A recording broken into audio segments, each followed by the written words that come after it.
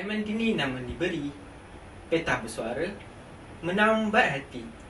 Ahmad Muhammad Afandi digelar diri menjunjung warisan Melayu sejati.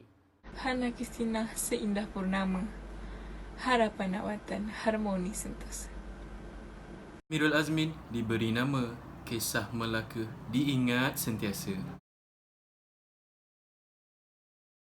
Sultan Mahmud Shah, atau nama panjang baginda ialah Sultan Mahmud Shah ibni almarhum Sultan Alauddin Riyad Shah. Baginda ditabalkan sebagai Sultan pada tahun 1488. Dan pada ketika itu, baginda masih mentah dan agak tidak digemari oleh rakyat jelata kerana sifat baginda yang tidak tahu untuk memerintah. Tetapi pada ketika itu, beradanya Tun Perak. Tun Perak merupakan bendahara dan penasihat Sultan Mahmud pada ketika itu. Dan disebabkan bantuan oleh Tun Perak lah, Melaka masih lagi masyhur dan maju sebagai satu kawasan perdagangan di Tanah Melayu. Dan baginda Sultan juga dikenali sebagai seorang yang mempunyai ramai isteri. Baginda pernah ingin berkahwin dan menghantar rombongan untuk melamar Puteri Gunung Ledang. Dan baginda mempunyai beberapa orang isteri. Antara isteri baginda ialah Rajawati, Tun Teja, Puteri Onang Kening, Tun Sabaria dan Tun Fatimah.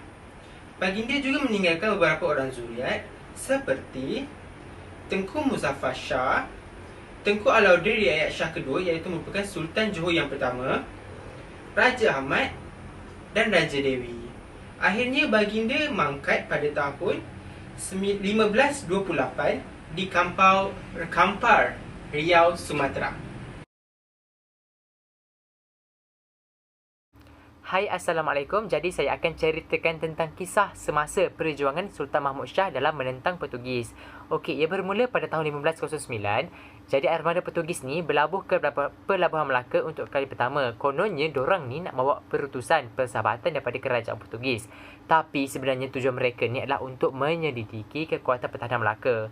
Rombongan Portugis ni masa tu berjumpa dengan Bendahara Seri Maharaja Tun Mutahir. Jadi untuk tanda perhargaan, dorang ni bagi seutas rantai emas panjangnya sehingga ke pusat kepada bendahara, dan ketua rombongan Portugis tu sendiri yang mengkalungkan rantai emas kepada leher bendahara. Jadi selepas beberapa hari penyerahan kalung tersebut, jadi diorang ni berangkat meninggalkan Pelabuhan Melaka. Masa ni rombongan ni tak jumpa lagi dengan Sultan Melaka. Okey, kemudian selepas beberapa ketika, rombongan kedua daripada Lopez de Sequeira telah datang ke Melaka juga pada tahun 1509. Masa ni Lopez ni telah diarahkan oleh Raja Manuel untuk mendapatkan pengkalan Portugis dekat Melaka. Masa ni rombongan mula-mula telah disambut baik oleh Sultan Mahmud Shah dan dorang ni dibenarkan berniaga. Tetapi keadaan mula berubah apabila saudagar Islam daripada India ni telah menasihatkan bendahara untuk berhati-hati dengan orang Portugis yang dianggap musuh Islam. Jadi bendahara ni telah memujuk Sultan Mahmud Shah supaya bertindak ke atas orang Portugis ni.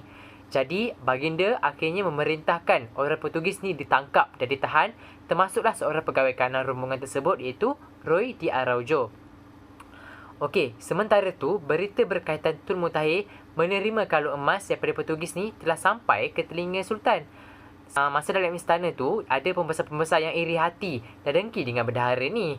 Jadi insiden ni telah digunakan sepenuhnya oleh mereka untuk memburuk-burukkan seri bendahara Seri Maharaja dekat mata Sultan.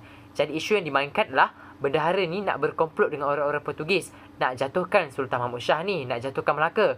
Jadi segala cerita direka-reka oleh mereka untuk meyakinkan Sultan bahawa untuk Sultan ni menghukum bunuh bendahara Seri Maharaja ni kerana tidak taat dan tidak seti kepada Sultan.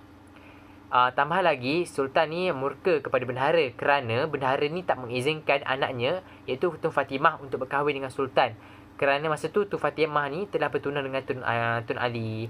Akhirnya Sultan ni tanpa pemeriksaan yang lebih lanjut, usul periksa, telah buat keputusan untuk menjatuhkan hukuman bunuh kepada bendahara Seri Maharaja kerana beliau mendahagai Sultan dan ingin menjatuhkan kerajaan Melaka. Itulah tuduhan lah. Jadi bendahara Tun Mentahir akhirnya dibunuh di rumahnya sendiri dengan keris raja. Okey, sebelum pihak Portugis ni berjaya mendarat di pantai untuk menyerang, diorang ni dilaporkan telah diserang hebat oleh armada tentera laut Melaka di perairan Selat Melaka yang mengakibatkan kehilangan 100 nyawa di pihak Portugis tu. Masa tu askar Melaka ni menggunakan taktik fire ship yang sering digunakan oleh di Eropah seperti dalam perang Inggeris Sepanyol pada zaman Ratu Elizabeth. Diorang juga melaksanakan strategi gertak dan tindakan perang psikologi untuk takutkan pihak Portugis dengan menunjukkan ataupun mempamerkan sejumlah perahu perang, lancara, tongkang, sampan dan sebagainya yang lengkap bersenjata berat di pantai. Taktik ini nak tunjukkan kekuatan mereka kepada Portugis. Namun begitu, kekuatan sebenar mereka iaitu armada jong perang gegasi yang diketuai oleh Laksamana tak ada dekat pantai.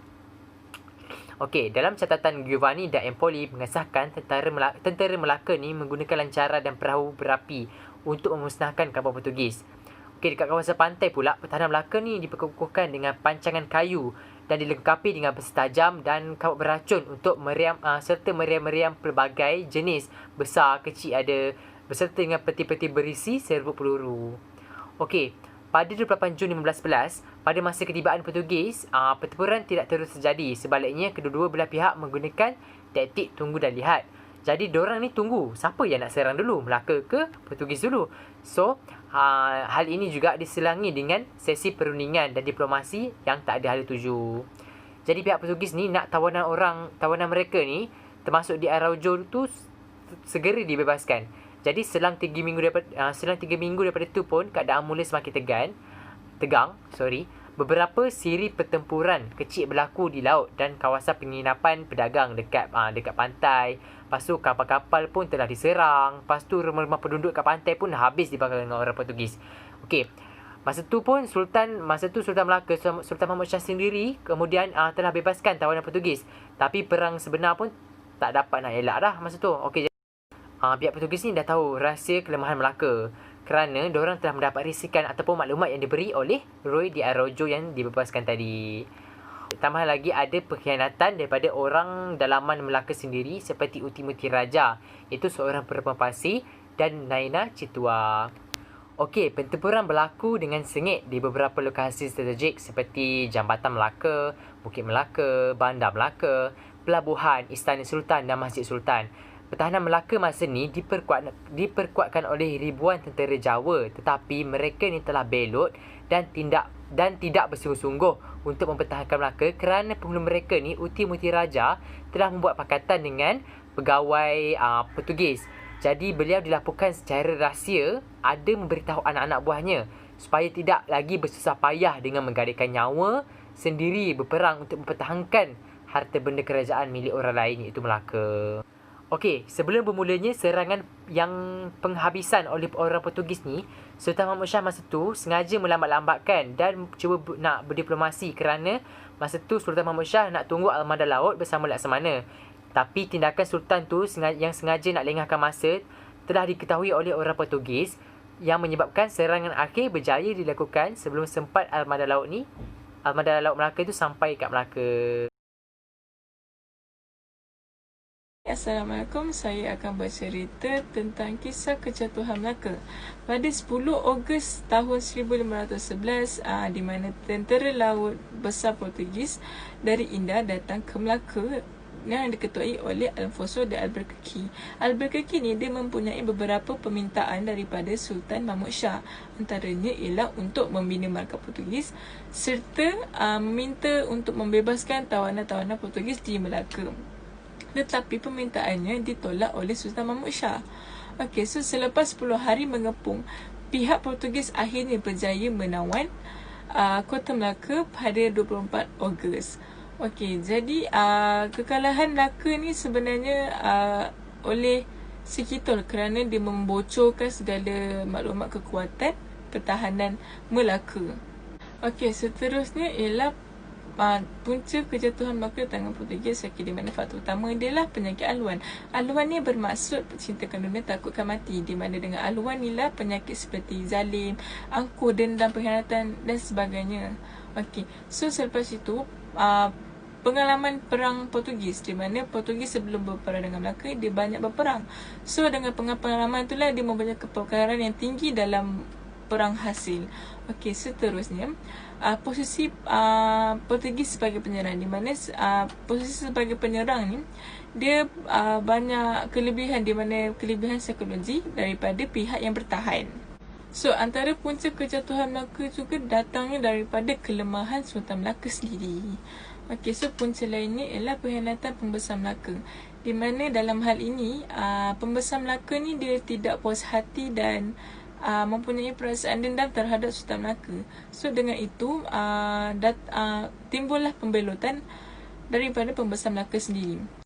So akhir sekali, faktor kekalahan Melaka ni berpunca daripada Sultan Melaka tidak menyediakan persiapan rapi sebelum berperang, di mana Portugis sendiri menyatakan kelemahan Sultan Melaka ni sebelum berperang, dia tidak menyediakan kota pertahanan untuk Melaka.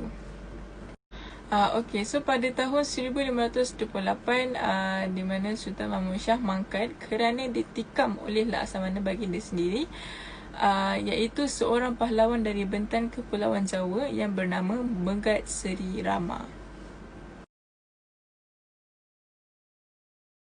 Baik, saya pula akan menceritakan tentang budaya-budaya yang ditinggalkan oleh Portugis di Melaka.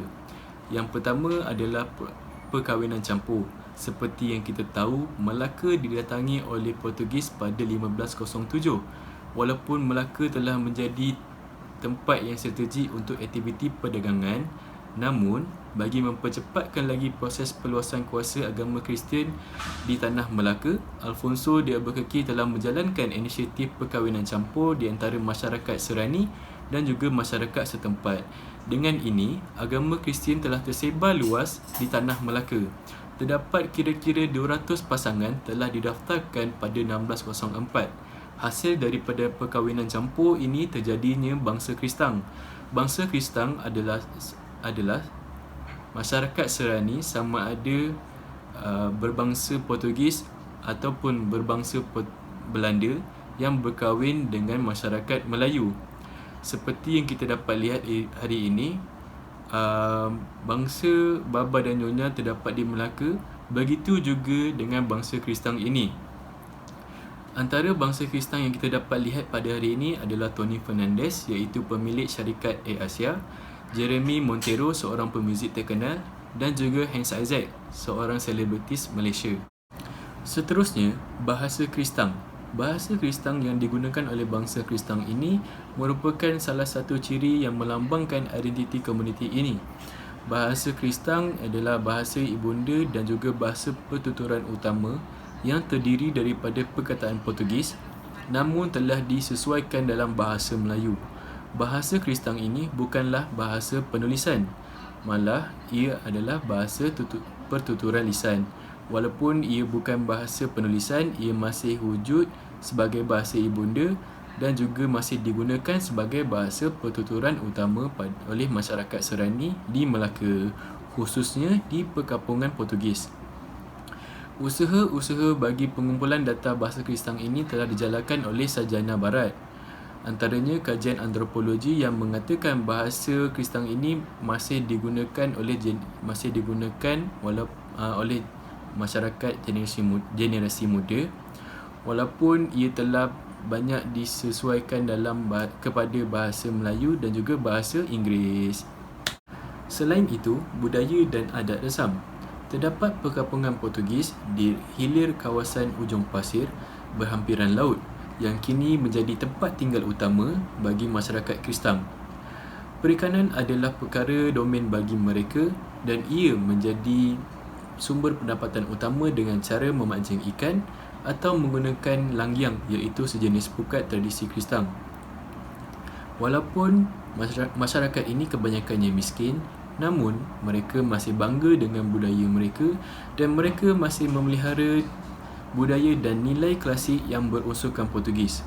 Komuniti ini menjalani kehidupan yang mudah dengan bentuk dan struktur rumah papan ala Sepanyol. Kebanyakan masyarakat ini terdiri daripada pekerja kurang mahir dan berlatar belakangkan berpendidikan rendah. Oleh itu, mereka menjalankan industri domestik seperti membuat belacan dan juga ikan kering. Kaum wanita masyarakat Kristen pula kebanyakannya berkahwin pada usia yang muda, menjadi suri rumah dan membantu suami mereka menjalankan industri domestik. Akhir sekali, lagu dan tarian. Lagu Jingkring Nona sangat popular dengan masyarakat Portugis Melaka. Lagu ini sangat sebati dengan masyarakat tempatan sehingga boleh dinyanyikan sesiapa sahaja. Sekali didengar, ada lenggok dan joget dalam melodi lagu tersebut. Ia seakan menguatkan lagi asimilasi budaya Portugis dalam kalangan masyarakat tempatan. Apatah lagi, Portugis telah bertapak di Melaka sejak 500 tahun dahulu. Namun, paling mengejutkan masyarakat ini yang di mana telah terputus dengan negara asalnya Portugis masih menggalakkan pelbagai budaya, malah tarian, bahasa dan pakaian. Jadi apa yang kita dapat lihat, Kesultanan Melayu Melaka ni dia adalah asas kepada pembinaan negara dan bangsa kita. Dalam Salatul Salatin Tun Sri Lanang menggambarkan masyarakat Melaka pada masa tu sangat berdisiplin, sangat mematuhi peraturan.